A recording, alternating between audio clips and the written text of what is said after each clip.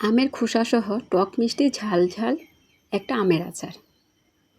এই আচারটা যে কোনো খিচুড়ির সাথে এমনকি পোলাওয়ের সাথেও খেতে অসাধারণ।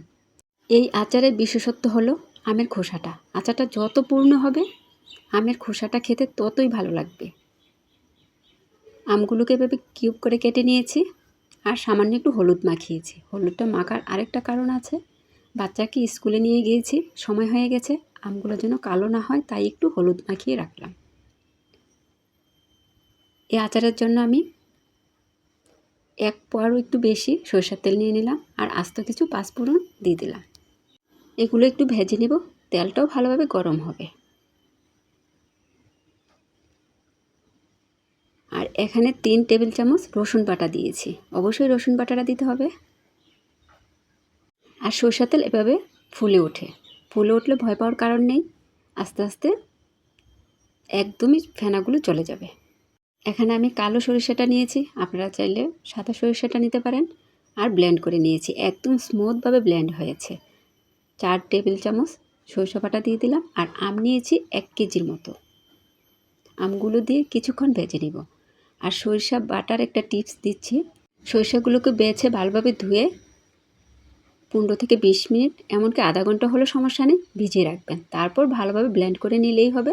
প্রয়োজন হলে সামান্য একটু পানি দিবেন, একদম পাটা থেকেও মিহি হবে, স্মুথভাবে হবে। আমের আচার দিচ্ছি আর বাহিরের দৃশ্য দেখছি। আমগুলো ভেজে নিব, ভেজে নিলে ভেঙে যাওয়ার ভয় থাকবে না। আপনারা চাইলে কিন্তু আমে হলুদ না মাখিয়ে এখানেও হলুদ দিতে পারেন। আমি আর এখানে হলুদ ব্যবহার করিনি। স্বাদ মতো লবণ দিয়েছি।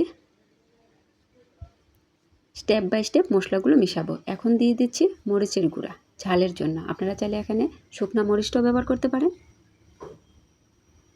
কিছুক্ষণ নেড়ে চেড়ে স্বাদ মতো চিনিটা আপনারা কম বেশি ব্যবহার করতে পারেন। মরিচের গুঁড়াটা কিন্তু আপনাদের পছন্দ অনুযায়ী দিবেন।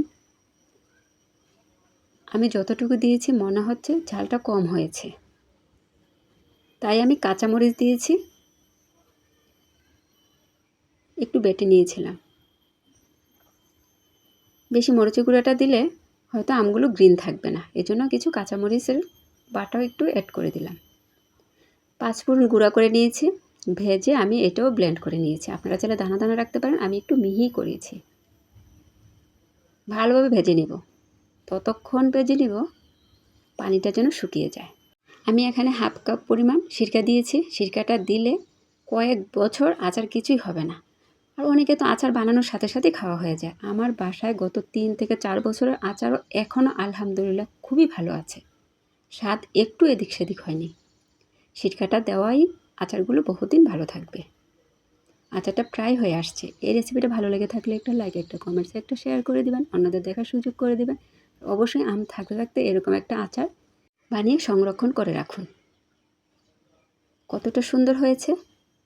আমি তেলটা মাখা মাখা দিয়েছি, আপনারা চাইলে আরও ডুবো ডুবো তেল করতে পারেন।